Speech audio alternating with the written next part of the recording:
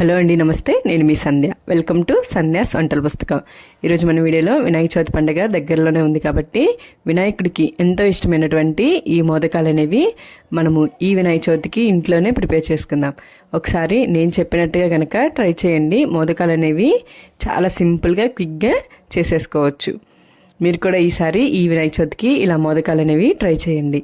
అలాగే first time కనుక మన వీడియోస్ని చూస్తున్నట్లయితే తప్పకుండా మన ఛానల్ని సబ్స్క్రైబ్ చేసుకోండి.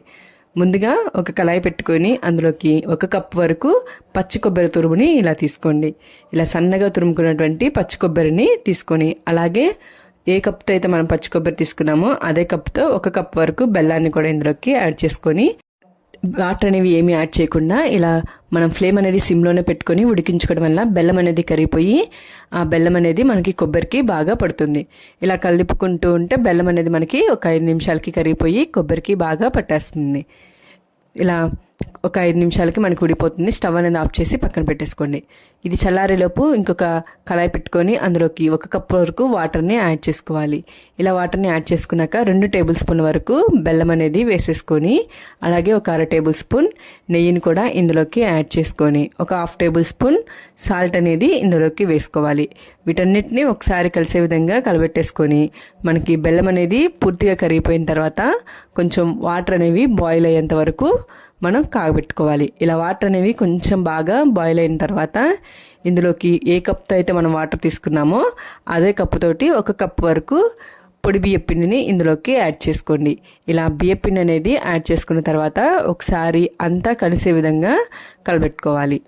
ఇలా పిండి అనేది వాటర్ అంతా బాగా పీల్చేసుకొని మనము ఇలా దగ్గర పడుతున్నప్పుడు మనము ఒకసారి స్టవ్ అనేది ఆపేసుకోవాలి. ఇలా స్టవ్ అనేది ఆపేసుకున్న తర్వాత పిండిని ఒకసారి బాగా కలిపుకొని మూత అనేది పెట్టేసుకొని ఒక 5 నిమిషాల వరకు పక్కన పెట్టేసుకోండి. ఇలా పక్కన పెట్టేసుకున్న తర్వాత మనకి 5 నిమిషాల తర్వాత గోరువెచ్చగా ఉన్నప్పుడు ఒకసారి మూత అనేది తీసేసి చేతికి ఆయిల్ కానీ నెయ్యిని కానీ రాసేసుకొని పిండి అంతటిని ఒకసారి బాగా దగ్గరకు వచ్చే విధంగా కలుపుకోవాలి. మనకు కనుక వాటర్ సరిపోయి కొంచెం పొడి పొడిగా ఉందనిపిస్తే వేడి నీళ్ళు అనేవి కొంచెం యాడ్ చేసుకుంటూ పిండిని బాగా దగ్గరగా ఒక ముద్దలాగా అయ్యే విధంగా కలుపుకోవాలి. ఇలా కలుపుకున్న పిండిని పక్కన పెట్టేసుకోండి. ఇందాక మనం ప్రిపేర్ చేసుకున్నటువంటి దీన్ని ఒక పక్కన పెట్టేసుకోవాలి. ఇలా ఒక చిన్న నిమ్మపండు సైజ్ అంతా ఈ పిండిని తీసుకొని ఇక్కడ నేను చూపిస్తున్న విధంగా ఒక రౌండ్ బాల్ లాగా చేసుకోవాలి. ఇలా గుండ్రంగా చేసుకున్న దాన్ని ఈ 2 వేలత సహాయంతో ఇక్కడ నేను ఏ విధంగా చూపిస్తున్నానో గుంతగా ఇలాగా చేసుకోవాలి.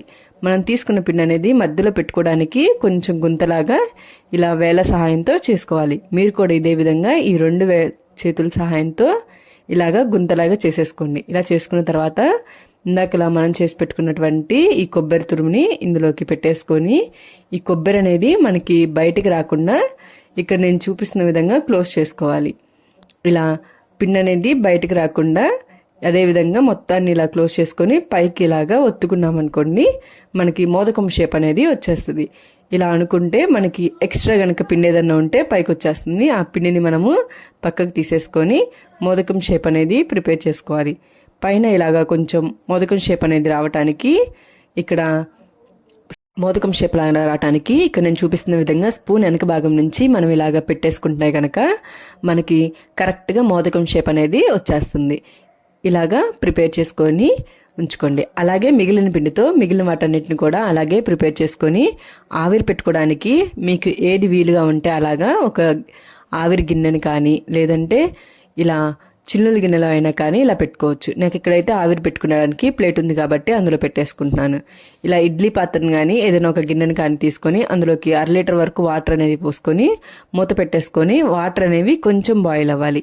ఇలా బాయిల్ అయిన తర్వాత ఇందులోకి మనం ఇందాకలు పెట్టుకున్నటువంటి మోదకాలని ఇందులో పెట్టేసుకొని ఫ్లేమ్ అనేది మీడియంలోనే పెట్టేసుకొని ఒక 10 నిమిషాల వరకు ఉడకనివ్వాలి.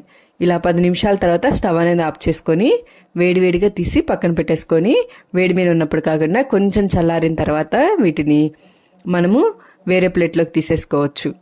ఇప్పుడు చూడండి వేడిగా ఉన్నాయి కదండి. ఇలా వేడిగా అయిపోయిన తర్వాత ఒక 5 నిమిషాలకి మనం ఇట్లా పట్టుకొని చూస్తే మనకి కరెక్ట్గా అనేవి ఉడికిపోయి ఉంటాయి. ఇలా ఉడికిన వాటన్నిటిని వేరొక ప్లేట్ చాలా సింపుల్గా మోదకాలు అనేవి రెడీ అయిపోయాయి. ఇలా రెడీ అయిపోయిన మోదకాలని స్వామికి ప్రసాదంగా పెట్టేసుకోవచ్చు.